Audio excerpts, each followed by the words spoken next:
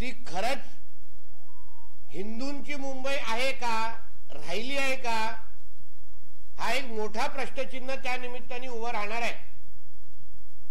92-93च्या दंगलीनंतर मुंबई वाचवली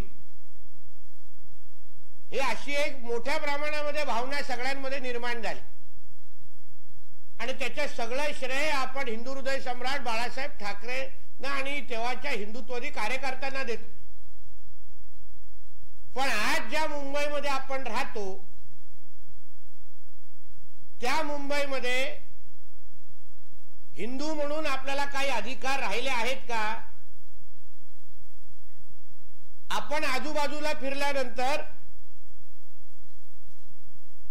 ज्या वस्त्यांमध्ये आपण फिरतो पाहतो त्या वस्त्यांमध्ये हिंदूंची जाण्याची हिम्मत राहिली आहे का, हा प्रश्न आजच्या निमित्ताने आम्हाला विचारायचा आहे।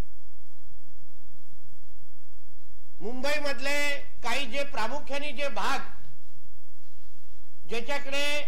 ज्याच्यामध्ये आम्ही स्वतः जाऊन फिरलो, काय माहिती गोळा केली, व्हिडिओ जमा केले, लोकांशी बोललो, मग मानकुड असेल, म्हाडा वसाहत, चिता कॅम्प, शिवाजीनगर, अणुशक्ती नगर, देवनार, नागपाडा आणि डोंगरी भाग, हे सगळे भाग खरं म्हटलं तर पहिले हिंदूंचे होते।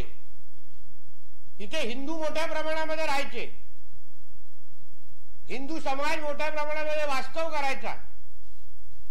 पण आज अगर त्या ह्या सगळ्या भागांमध्ये अगर तुम्ही गेलात तर हिंदूंना उभं राहण्याचा जरी तिथे हिम्मत होते का? हिंदूंना पाहिजे तसे तिकडे घर घेऊ शकतात का?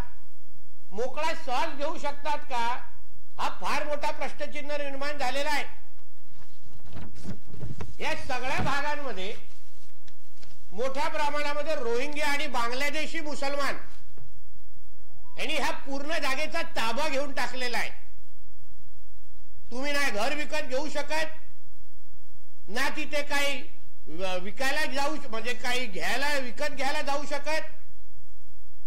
साधं पत्रकार म्हणून मी तुम्हाला आवाहन करीन, हे व्हिडिओ पाहिल्यानंतर तुम्हाला मी विनंती करीन की तुम्ही फक्त तिथे जाऊन स्वतःच्या डोळ्यांनी पाहण्याची हिम्मत करा। कॅमेरा घेऊन तिथे फक्त जा आणि मग तिथे उभं राहायला